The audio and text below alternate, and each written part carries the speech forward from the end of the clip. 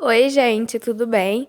Mais uma semana aqui no podcast, uma página por vez. E hoje eu lembrei de falar o nome porque eu estou muito feliz. Hoje vai ser um tema que eu amo muito. Eu aposto que muitos fãs ficaram felizes nesse mês de agosto.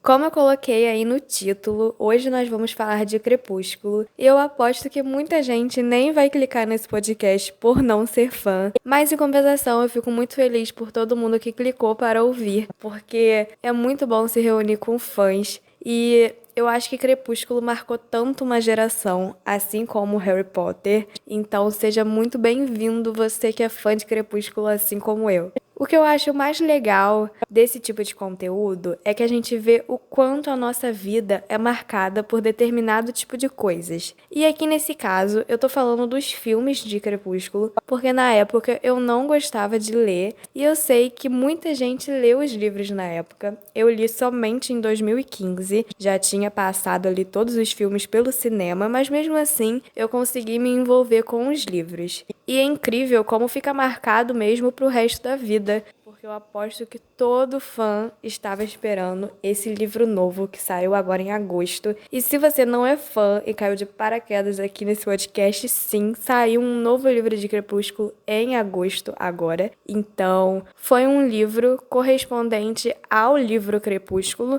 só que na visão do Edward, que é o protagonista masculino. Toda a saga já publicada era na visão da Bella, então muitos fãs queriam saber o outro ponto de vista, até porque há muitos anos atrás tinha vazado os primeiros rascunhos ali da autora, e como ela não ficou nada feliz na época, ela simplesmente parou de escrever o livro e resolveu continuar só depois de muito tempo e acabou publicando no meio dessa pandemia.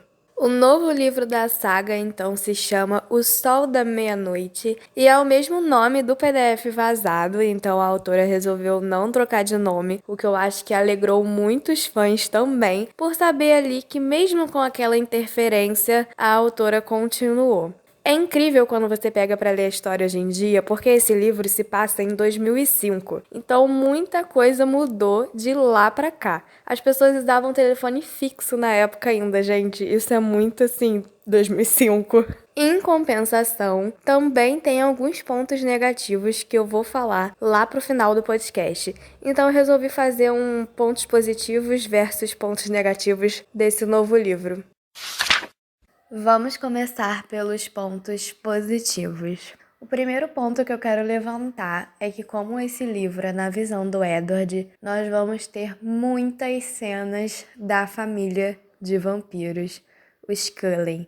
Então, é muito bom a gente ver como é que é a dinâmica familiar, como é que eles se comunicam, principalmente com o Edward, porque para quem não lembra ou para quem não sabe, o Edward lê a mente das pessoas. Então, quando alguém vai se comunicar com ele da família, nem fala. Já sabe que ele lê o pensamento e ele já responde ali automaticamente. É muito interessante essas cenas porque fica muito claro pro leitor como é, que eu acho que nem no filme ficou tão claro assim. Porém, a gente percebe que em alguns momentos o Edward fica muito incomodado com esse dom, porque ele se sente ali meio que quebrando a privacidade da família dele, principalmente com a Rosalie, que é a vampira mais amargurada, podemos se dizer assim.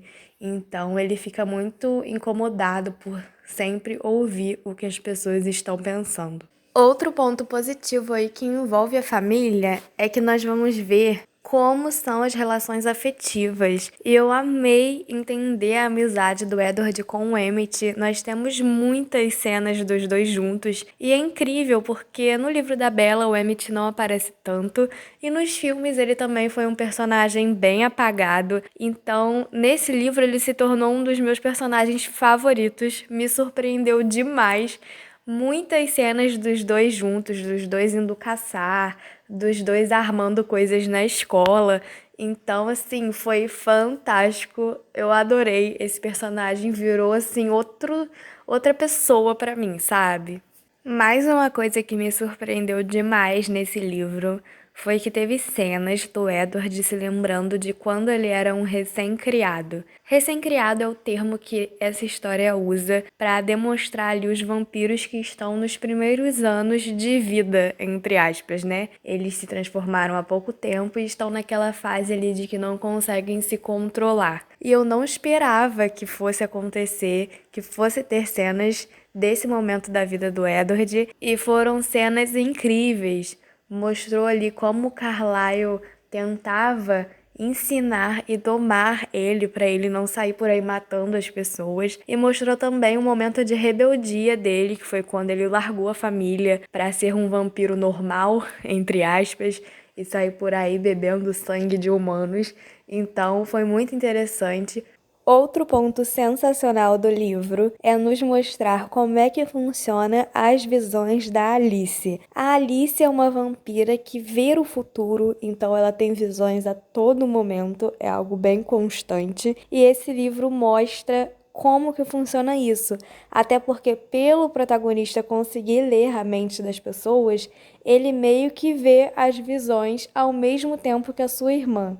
Em momentos chaves do livro, naquelas cenas mais emocionantes que a gente precisa saber o que fazer, as visões da Alice entram aí no meio da cena, então fica uma coisa sensacional. As cenas são de arrepiar, tem vários momentos icônicos.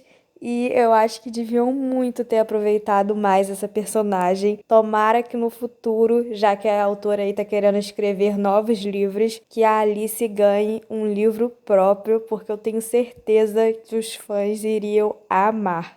Eu falei que eu ia citar alguns pontos negativos, então eu vou citar aqui bem rapidinho, porque eu quero focar só na parte positiva do livro. Mas eu separei aqui duas coisas negativas para falar, que a primeira é que nesse livro eu acho que a gente percebe cada vez mais o quanto os protagonistas se tornam dependentes um do outro e o quanto isso é problemático. Hoje em dia, eu acredito que se fosse uma história nova, teria muita gente problematizando e eu acredito que talvez a autora nem lançaria. Mas como uma história que já existe, porém em um outro ponto de vista, eu acho que as pessoas deixaram passar aí e estão tentando aproveitar só a parte ali do romance com a nostalgia que vem junto. Outro ponto negativo, mas agora focado na história especificamente, é que no final do livro nós já sabemos a posição do protagonista em relação a coisas que irá acontecer no segundo livro, que eu não vou falar aqui porque eu não sei se enquadra em um spoiler ou não, acho que vai depender de cada pessoa, então eu não vou falar, mas me deixou um pouco chateada, mesmo a gente sabendo já qual é o futuro, já que a saga já tá completa, mas eu fiquei um pouco assim, então você já estava com esse pensamento há muito mais tempo do que eu achei. Então isso me decepcionou um pouquinho, mas eu entendo que faz parte da história. Gente, uma coisa que aconteceu nesse livro que é muito legal é que eu usei a minha própria dica lá dos meus primeiros podcasts sobre ler com um amigo. Então, eu e a minha amiga Larissa, um beijo, Lari, se você estiver ouvindo isso, a gente leu praticamente ao mesmo tempo. Então, uma ia mandando áudio para outra, falando sobre o que estava achando, sofrendo juntas no WhatsApp. E eu acho que isso fez com que a leitura ficasse muito melhor, porque a gente debatia o tempo todo. Sério, gente, foram assim, áudios e áudios seguidos. Então isso mostra que esse livro tem muita história e muita conversa, se você quiser ler ele em conjunto com um amigo. Bom, se você não conhece a saga Crepúsculo, se você é de uma geração pós-Crepúsculo e deu vontade de ler, não se preocupe, pode ler esse livro porque vai te dar ali o iniciozinho da saga, se você quer ter esse gostinho. E eu tenho certeza que se você começar esse livro, você vai querer ir até o final e saber qual é o futuro dos personagens. Então eu espero que tenha assim deixado um gostinho de Crepúsculo. E se você que está ouvindo esse podcast é fã da saga Crepúsculo, viveu essa época e tem contato com algum amigo que também viveu essa época, mande esse podcast para ele, porque eu vou amar conhecer mais fãs de Crepúsculo, tá bom? Até o próximo podcast, gente. Tchau!